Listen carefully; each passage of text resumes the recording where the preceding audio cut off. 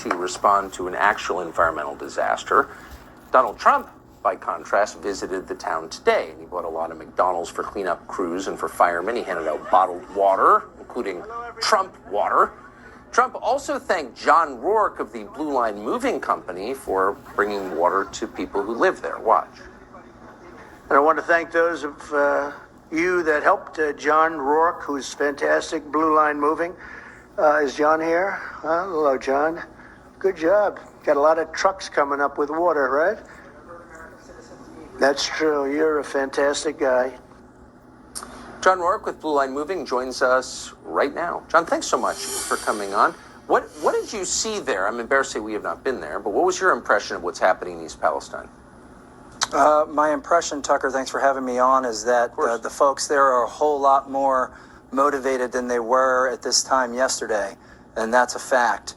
The fact that President Biden has refused to come to this small town when he's supposed to be Scranton Joe, a small town hero of the working man, and he can't even show his face in a town of American citizens that need his leadership, that need the government's help terribly. And he proved what everybody, I think, already knew in this country, is that he's not the leader for this country, and that Donald J. Trump is the leader that we all know he is, and he is the leader of this country. And he proved that today. That was leadership that I saw today. I saw people standing on the streets screaming for this man, chanting USA, USA.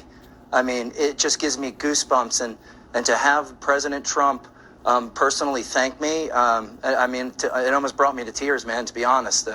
I'm just a humble guy. I'm a working man, family man. And to be able to, have someone like him thank me personally was a big deal for me and my family. I bet it was. So really, just kind of big picture for one second, since you were there.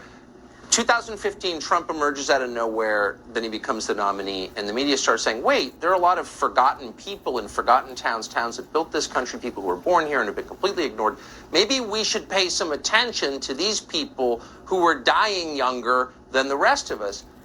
I don't think that ever happened. Did the people of East Palestine, who you spoke to, feel like anyone was paying attention to them in power?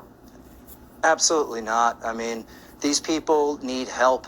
Okay, well, we're putting illegal aliens in hotels and five-star accommodations in New York City, and the people of East Palestine can't even get a real hotel to stay in for a significant amount of time, or some real money that they can actually go maybe and get their own VRBO or something like that, somewhere where they can actually take a month and get away from the town and get away from breathing in that nasty air and having to see hundreds of workers. Every river, every tributary has hoses in it and aerators in it, and they're spraying water into these rivers, and who knows where the water's coming from.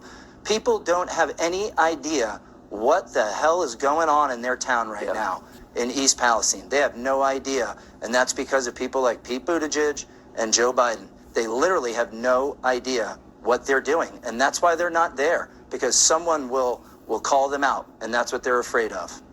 Yeah. Those guys are very lucky that rural America is peaceful and law-abiding. They really are. Unlike a lot of cities that wouldn't put up with this for 1 second. John Rourke,